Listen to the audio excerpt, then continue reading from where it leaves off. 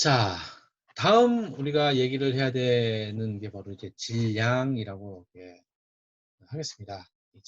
이 질량은 매스라고 이렇게 얘기를 해서 주로 M을 이니셜로 사용을 하기도 합니다. 그래서 앞서 간략하게 설명을 했었던 것처럼 우리가 지구와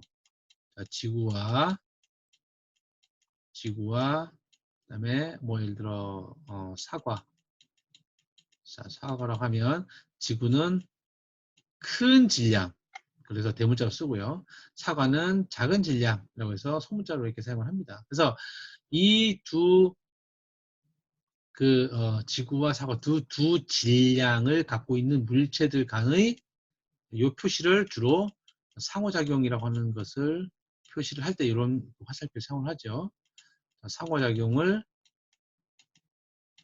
얘기를 하는 게 바로 이제 역학이라고 이렇게 얘기를 할 수가 있겠습니다. 자, 여기서 나타내는 것처럼 두 물체들 간에, 즉 두 물체, 이 질량 M, 라지 M과 스몰 M들 그 사이에 상호작용을 얘기를 하는 게 바로 이 중력장에서의 힘을 얘기를 한다라고 이렇게 앞서도 설명을 했었죠. 자, 이때 나타냈었던 그 M이라고 하는 것, 그래서 요거에 대한 정의를 한번 해보아야 되겠죠. 즉 이거는 질량으로서 물리학에서 물리량으로서 기본 물리량이죠.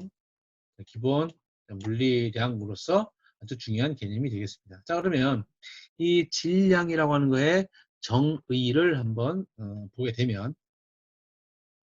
자, 물체는 속도의 변화를 거스르는 경향, 즉 속도의 변화를 거스르는 경향을 바로 관성이라고 얘기합니다. 관성은 좀 이따 얘기를 해야 될 것 같고요. 자, 관성을 가지고 그 경향의 정도를 나타내는 속성을 질량이라고 정의를 한다. 그리고 이거는 킬로그램 단위라고 해서 기본 물리량이라고 했습니다. 7개의 기본 물리량이 있었죠. 기본 물리량 중에 그 하나가 되겠습니다.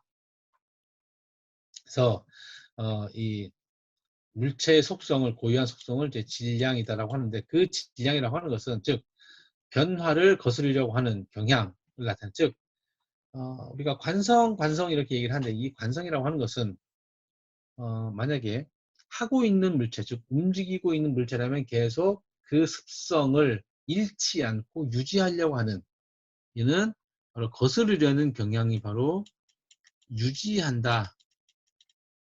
자, 유지하려고 하는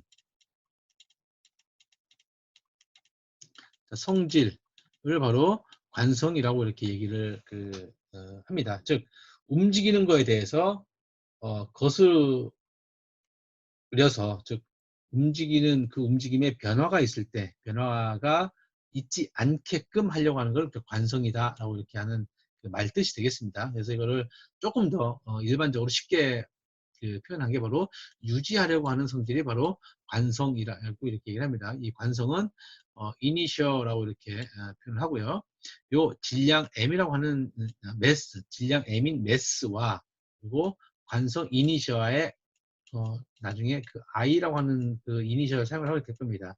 그래서 질량 M과 바로 이 이니셜인 관성 I는 서로 같은 개념이다. 라고 이렇게 관성 I, 이니셜 인 I는 서로 같은 개념이다라고 하는 것들을 꼭 기억을 해주면 좋겠습니다. 그래서 이 나중에 우리 그 회전 운동이든지 원 운동이든지, 즉 여러 가지의 운동과 관련된 얘기를 할 때 이제 다루게 되는 그 내용이 바로 이제 관성, 즉 이니셔이고요.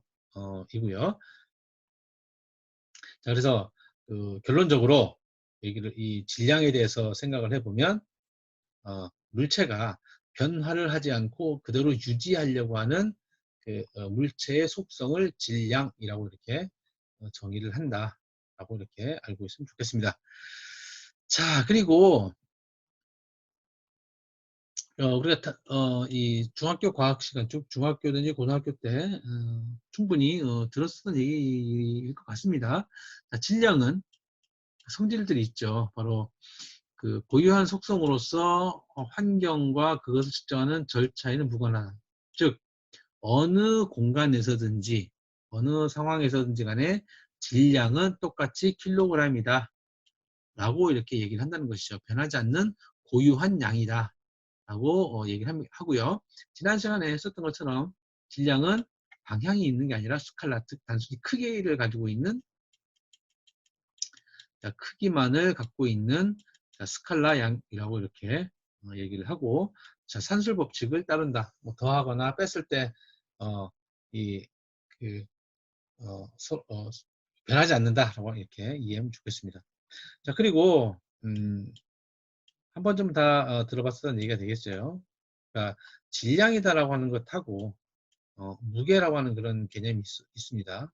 질량과 무게는 서로 다른 양이 되겠지요. 자, 우선 질량은 아까 얘기했던 것처럼 고유한 속성을 갖고 있는 이 물리량이라고 한다면, 물체라고 하는 것은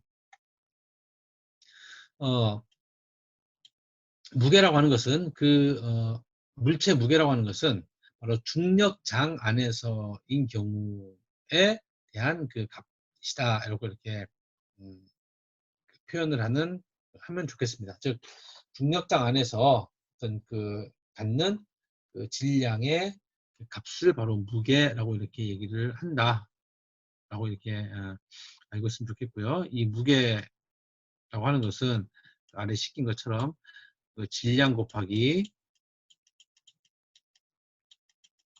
이게 바로 중력 가속도로 하는 것입니다. 중력 가속도라고 이렇게 얘기를 하죠. 이 중력 가속도는 벡터량입니다. 지구 중심 방향으로의 그 힘이 있죠. 자, 이거는 스칼라량입니다. 즉 스칼라하고 벡터를 곱하게 되면 얘는 바로 이 무게라고 하는 것은 바로 벡터량이 된다. 라고 하는 걸 참고로 이제 알아주면 좋을 것 같고요. 즉 중력장 안에서 이 질량에 대한 그 개념이 바로 무게이다 라고 이렇게 알고 있으면 좋겠습니다. 자, 이 얘기는 우리가 저울이라든지 또는 뭐 체중계 있죠, 실제로. 체중계와 같은 얘기에 대해서 나타내는 거로 질량을 나타내는 게 아니라 바로 무게를 나타낸다 라고 하는 것이죠. 즉 지구 이 지구의 힘이 작용하는 중력장에서 중력장 내에서 작용하는 그 힘인 중력 가속도에 의해서 발생되는 질량에 대한 개념이 바로 무게이다. 이렇게 알고 있으면 좋을 것 같고요. 그래서 그 크기가 어느 정도 되냐라고 했던 걸 아는 게 바로 저울이라든지 또는 뭐 체중계이다라고 이렇게 기억을 하면 좋겠습니다. 그래서 아무튼 질량과 무게는 서로 다른 양을 가지고 있다라고 이렇게 알고 있으면 좋겠습니다. 이거 단위로 이렇게 따지고 보면 이 질량은 킬로그램이고, 그리고 무게는 킬로그램 곱하기 중력이라고 해서 킬로그램 중이다 라고 이렇게 단위로 이건 단위를 가지고 구분을 해서 사용을 하고 있습니다.